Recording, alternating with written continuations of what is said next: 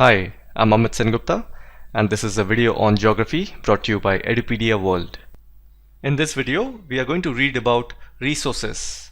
So here is a brief content as to what we will be reading in this video. So at first we will understand what is the definition of the term resource, and then we'll try to understand what are the types of resources. Then at the end, we will read about conserving the resources. So with no further ado, let's begin. The term resource refers to a stock or supply of money, materials, staff, and other assets that can be drawn on by a person or organization in order to function effectively. So if you notice, all the things that were mentioned, such as stock, money, materials, staff, and other assets, so they have all been used by us. So they have utility. Utility or usability is what makes an object or substance a resource. Now there has to be some value associated with resource. Value means worth. So if you see, some resources have economic value and some do not.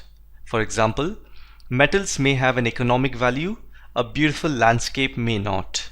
But both are important and satisfy human needs. So I hope you understand the meaning of the word resource and how we determine whether it's valuable or not. Moving on to the next topic, types of resources. Resources are generally classified into natural, human-made, and human itself. Again, these sort of classifications are done so that we can understand the term in a more better sense. So let's read about each one of them in brief. The first one is natural resources. So they are those resources that are drawn from nature and used without much modification. So the word natural means derived from nature. So if you see the air we breathe, the water in our rivers and lakes, the soils, minerals, all are natural resources. We can hardly make any changes to them. And in some cases, tools and technology may be needed to use a natural resource in the best possible manner. Like for example, we need a dam to utilize the river so that we can generate electricity out of it. Similarly, we need a solar panel which can conserve the sun rays so that it can be converted into electricity. So these are some of the tools and technology we are referring to. Again, natural resources can be broadly categorized into renewable and non-renewable resources. So renewable resources are the one that gets renewed or replenished quickly. These are unlimited and are not affected by human activities, such as solar and wind energy. And then we have non-renewable resources. These are those which have a limited stock. So once the stocks are exhausted, it may take thousands of years to be renewed or replenished. And some of such examples are coal, petroleum, natural gas. So all the fossil fuel comes under non-renewable resource. The distribution of natural resources depends upon number of physical factors like terrain, climate, and altitude. Because no two places are same on this earth. The landscape are so different from each other. Somewhere you'll find mountains, somewhere you'll find plateau. So when we have so much of varied physical factor, then the availability of these natural resources will also vary. That's why you'll see some places have abundance of coal and then some places have abundance of iron ore. So like this it varies from place to place. The second type of resource is human-made resource. So in this resource, people make use of the natural resources to make buildings, bridges, roads, machinery, and vehicles. Now these are known as human-made resources. So first comes the natural resource and then comes the human-made resource. Because the human then learns how to harness or make use of the natural resource and turn them into something that can be beneficial for the humankind. So technology is also a human-made resource. And the third type of resource is human resources. People are the ultimate resource because they can create more resources when they have enough knowledge, skill, and the technology to do so. That is why human beings are a special resource.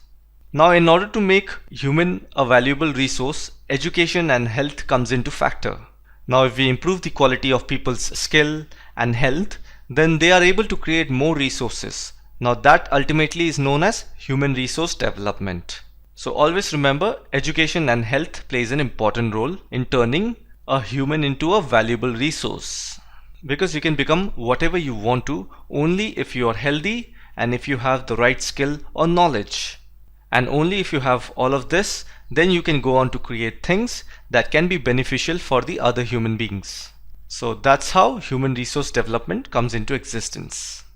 And the last topic of this video is conserving resources. Now the term conserving means protecting from harm or destruction, or prevent the wasteful overuse. So using resources carefully and giving them time to get renewed is called resource conservation. Because we have to balance the need of the use of resource as well as to conserve them for the future. And this is also called as sustainable development. Because we cannot be selfish enough to conserve all the natural resources right now. We also need to preserve it for our future generations. So everyone can contribute by reducing consumption, recycling, and reusing things. So ultimately, it makes a difference because all of our lives are linked. So for example, if we can reduce the consumption of electricity, because ultimately electricity comes from water and coal, and these are not available in abundance, hence one day they will vanish if we continue the speed at which we are currently consuming. And this all can be possible if we improve the quality of human life. Because by improving the quality of human life, it will minimize the depletion of natural resources. And there will be a change of personal attitude and practices towards the environment. And from single individual, it will enable communities to take care for their own environment. So this was all about conservation of natural resources. And with this, we have come to an end of this video. I hope you have found this video informative, and I'll see you in the next one.